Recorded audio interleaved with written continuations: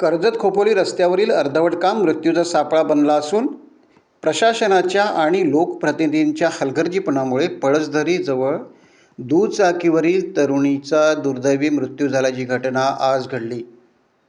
अर्धवट रस्ता अजून किती जणांचा बळी घेणार अशी तीव्र संतापजनक प्रतिक्रिया यावेळी उमटली।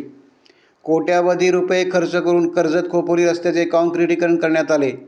रस्त्याच्या लगत अनेक ठिकाणी रस्त्याचे काम करू न दिल्याने रस्त्यावर एकतर्फी वाहने जात आहेत। या दरम्यान अर्धवट काम असलेल्या ठिकाणी दिशादर्शक फलकेही लावली नसल्याचे म्हटले जात आहे। दोन्ही बाजूने येणाऱ्या वाहनांना रस्त्याचे अर्धवट काम दिसत नाही। अशातच आज सकाळी मैत्रिणीला घेऊन खोपोलीकडे जात असलेला तरुण खोपोलीहून माथेरानकडे जाणाऱ्या भरधाव वॅगनरला पळसधरी गावाजवळील अरुंद रस्त्यावरून समोरासमोर जोरदार धडक झाली। या धडकेत स्कूटीवरील सोनाली राहणार अंबरनाथ ही गंभीर झाली। श्री स्वामी समर्थ मठाची रुग्णवाहिकेत सोनालीला तातडीने उपजिल्हा रुग्णालय कर्जत येथे हलविण्यात आले। मात्र यावेळी उपचार वेळेत न मिळाल्याने सोनालीचा मृत्यू झाला। कर्जत खोपोली रस्त्याचे काम करताना शेतकऱ्यांना गेल्या 10 वर्षात मोबदला मिळाला नसल्याने रस्ता अर्धवट आहे।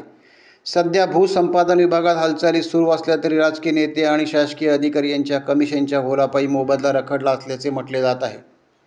या मार्गावर आतापर्यंत अनेकांना जीव गमवावा लागला असून पळसधरी रस्ता आणखी किती जणांचा बळी घेणार असा सवाल नागरिकांनी उपस्थित केला आहे।